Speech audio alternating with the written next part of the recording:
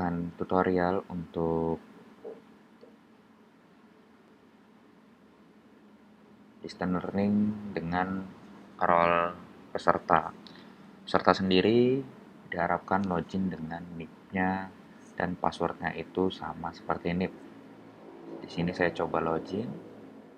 Lalu ketika sudah login, pertama kali hal yang harus dilakukan adalah memilih golongan. Pastikan golongan tidak salah pilih karena ini berpengaruh dengan soal aktualisasi yang akan diberikan. Lalu jika ada kesalahan dalam pengisian, ini juga akan menjadi kesalahan yang akan berujung dengan tidak sesuainya penilaian akhir. Maka harus berhati-hati dengan golongan yang akan dimasukkan. Misal di sini golongannya adalah 3A, lalu kita simpan. Di sini nantinya akan ada tampilan tentang saya, lalu informasi, lalu pelatihan yang diikuti. Dalam hal ini, peserta tahu bahwa dia angkatan berapa dan kelompok berapa.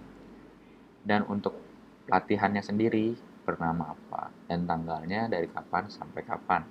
Lalu setelah melihat data ini, kita lakukan klik detail. Nah, pada di sini harapannya para peserta itu mengabsen harian peserta. Nah, pada di sini absen pagi dibuka pada pukul 7 dan absen sore dibuka pada pukul 15 sampai 16. Harap absen sesuai dengan jam ini. Ketika tidak dalam jam ini, maka di report akhir, artinya di report pada saat kita melakukan absen, maka dia tidak maka dia tidak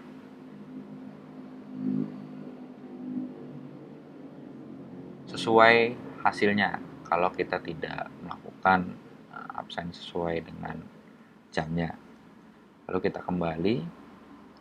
Pada saat di sini kita coba kelas pelatihan online. Nah, di kelas pelatihan online ini peserta wajib menonton atau melihat atau mengklik semua materi yang ada sesuai dengan agendanya. Ketika hari itu tanggal 8 September, maka 8 September 2020, maka harus diklik pada tanggal tersebut. Jangan lebih lambat maupun lebih cepat. Seperti ini, misalnya 9 September, saat ini 8 September, namun kenyataannya peserta itu mengklik, ini tidak apa-apa. Hanya saja jangan melakukan kuis terlebih dahulu, karena jam pelaksanaannya pada saat ini. Seperti itu. Lalu kita coba lihat, di sini ada materi umum pelatihan, di mana ini bebas akses, peserta bebas akses dan pengenalan tentang instansi juga peserta bebas akses. Lalu di sini ada materi MOOC, yang mana sebelum LMS ini berlangsung, para peserta juga sudah mengikuti MOOC, di mana ini materinya sama dengan MOOC yang ada di sistem MOOC.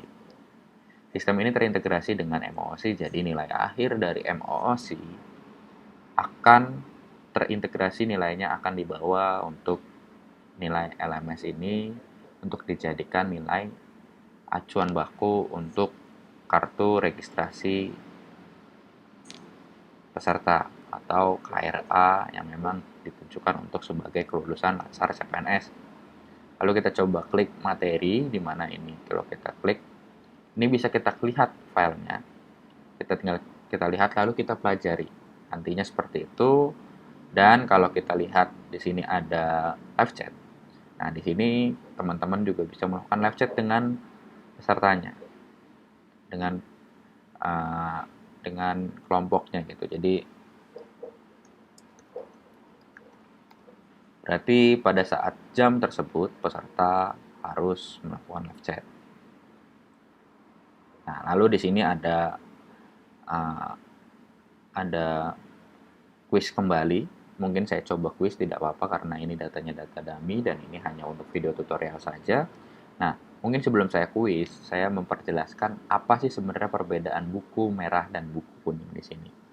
Asinkronus adalah pembelajaran yang kalian peserta itu tidak perlu untuk menunggu tutornya itu ada. Artinya tidak dijadwalkan di jam yang sama, hanya saja kita menjadwalkan berbentuk di target tanggal hari itu. Artinya kalian harus belajar di tanggal tersebut. Lalu ketika yang gambar buku kuning, maka di sini akan ada jam di mana kalian harus stay di jam tersebut untuk memulai uh, memulai sebuah kelas seperti itu. Lalu di sini kita coba kuis. Di sini ada berbagai macam materi, diantaranya ada materi PDF yang bisa kita lihat, materi video yang bisa kita lihat juga, materi video conference yang nantinya linknya akan dibagikan, entah itu dari Zoom atau Google Meet, live chat yang memang dijadwalkan untuk kita bersenda gurau dengan tutornya, berkomunikasi dengan tutor dengan kelompok kita sendiri. Lalu di sini ada kuis. Kuis itu yang nantinya kuis akan dibagi dua kelompok. Yang pertama adalah kelompok kuis per kelompok, yang artinya setiap kelas kan memang sudah terbagi dengan kelompoknya, namun tutor atau pengampu materi ini membagi kelompok-kelompok kecil. Nantinya kelompok tersebut yang akan mengupload tugasnya adalah ketuanya. Itu kalau untuk tugas. Lalu untuk kuis sendiri, kuis ini bersifat individual, tinggal dilakukan saja. Tugas itu ada dua, seperti yang saya bilang tadi, individual dan kelompok. Lalu di sini kita bisa melihat evaluasi akademik nantinya ketika agenda 3 berakhir, teman-teman dari peserta ini akan melakukan ujian evaluasi akademik. Dan pada saat pembelajaran agenda 4 berakhir, maka teman-teman akan melakukan aktualisasi. Lalu kita coba untuk kuis, di mana kita lakukan kuis di sini. Di sini pengetahuan tentang Pancasila. Nah, di sininya nanti akan ada sebuah pertanyaan dan kita bisa melihat filenya gitu. Di sini datanya data dummy. Mungkin saya coba simpan saja.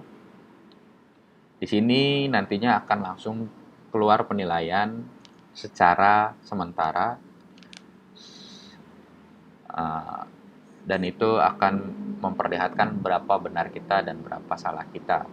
Ketika kita sudah mengakses, lalu kita mengakses kembali, maka sudah langsung ada nilainya dan tidak bisa melakukan kuis ulang. Lalu kita coba kembali di sini. Di sini kita lihat Dr. Rahmat Effendi juga. Ini kita pematerinya adalah beliau. Lalu kita coba di sini. Di sini kita coba Pancasila ke-1 itu apa? Mungkin kita coba salahkan dulu. Lalu jelaskan tentang Indonesia. Indonesia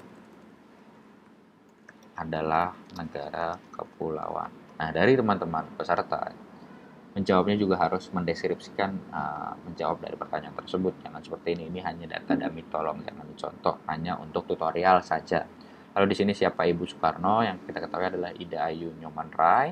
Di sini juga kita bisa lihat file lampirannya kalau memang ada itu dan penjelasan dari kuis tersebut.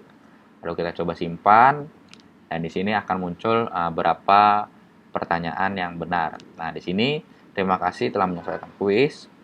Benar 1 dari 3 pertanyaan, yang mana tadi ada 2 pilihan ganda dan 1 pilih esai. Dan untuk jawaban esai akan diperiksa terlebih dahulu oleh tutor. Jadi tutor akan diperiksa dulu, baru kita akan melihat nilai kita di halaman ini untuk kuis tersebut. Lalu kita kembali ke tugas. Kita coba tugas. Di sini ada tugas yang memang individual. Jenis tugasnya adalah individual, di mana kita bisa melakukan lihat file tugasnya. Di sini kalau kita mau lihat file tugas, tinggal klik saja. Lalu kita coba lalu kita bisa untuk menguploadkan file, lalu kita coba simpan seperti itu.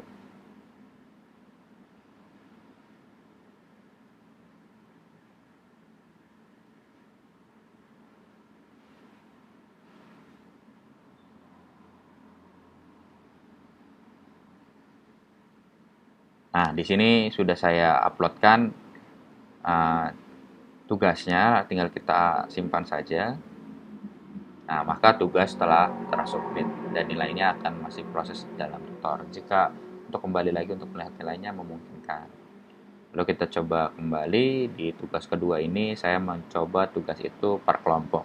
di mana ketua kelompoknya adalah saya sendiri, Afandi Nur Aziz Tohari, sebagai Afandi Nur Aziz Tohari, artinya saya sendiri.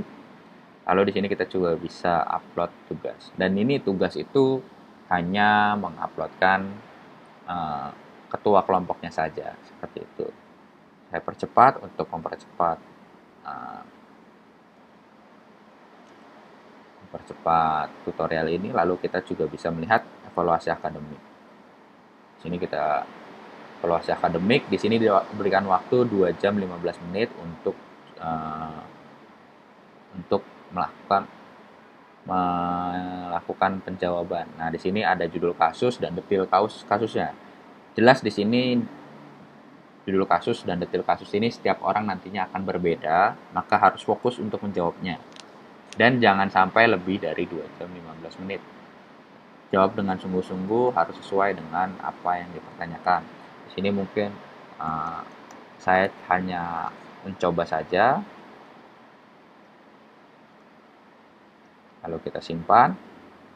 Nah, di sini sudah ada jawabannya. Lalu kita kembali. Nah, di sini setelah itu kalau kita balik ke evaluasi akademik sudah terjawab. Jadi evaluasi akademik itu dilakukan 2,5 jam. Lalu kita coba kembali ke aktualisasi. Di aktualisasi ini kita tinggal melakukan upload yang memang kita file yang telah kita buat. Misal pada laporan perancangan aktualisasi kita upload apa, minggu 1, minggu 2, minggu 3, dan laporan final itu apa. Perlu catatan, judul penulisan di laporan final ini yang akan menjadi sebuah tulisan yang akan dibawa untuk pencetakan sertifikat. Harap sertifikatnya juga harap tulisannya juga jangan typo dan jangan salah, karena ini akan dijadikan sertifikat. Lalu bagaimana kita menguploadnya? Tinggal mengupload file saja. Mungkin coba saya uploadkan. Nah, di sini sudah saya uploadkan dengan example file PDF, dan perlu jadi catatan, upload ini hanya ada sekali, tidak bisa meniban, harap hati-hati. Lalu kita coba di sini judul penulisannya apa, penulisan tes, seperti itu. Kita simpan.